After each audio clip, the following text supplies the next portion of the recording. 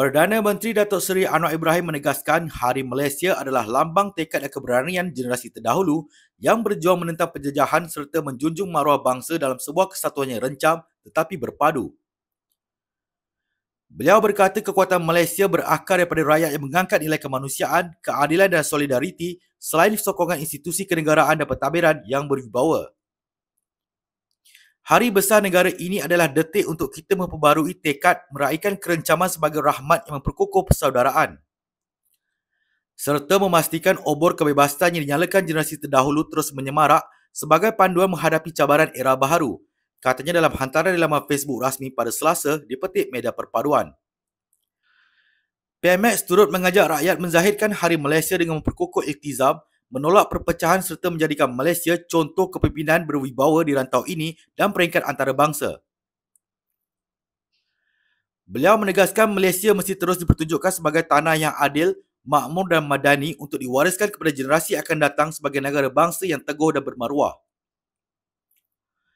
Dalam perkembangannya lain, Datuk Seri Anwar Ibrahim dianugerahkan sebagai Imam Khalifah Agong Sri Tribuana Simanjakini Gangga Chula Sakti oleh Yang Mulia Datuk Dr. Raja Abdul Majid Raja Mat Isa mewakili Pertubuhan Seni Silat Pusaka Gayung Malaysia.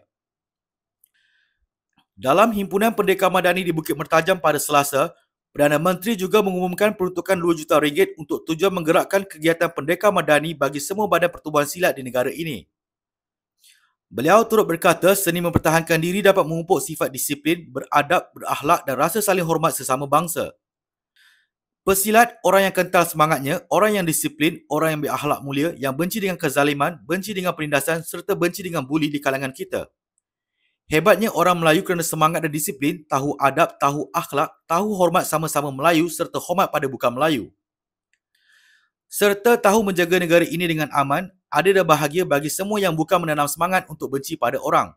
Katanya dalam program yang dihadiri lebih 10,000 pesilat di kampus Politeknik Seberang Pride PSP di Petik Harapan Delhi. Sehubungan dengan itu, beliau yang juga Menteri Kewangan menyeru pengurusan sekolah, Institut Pengajian Tinggi IPT serta Institut Pendidikan Guru IPG di seluruh negara menyokong dan menghidupkan penumbuhan kegiatan pendekar madani. Ia adalah dalam usaha membolehkan institusi berkenaan melahirkan lebih ramai pesilat dalam kalangan belia sekaligus mengangkat martabat dan darjat bangsa.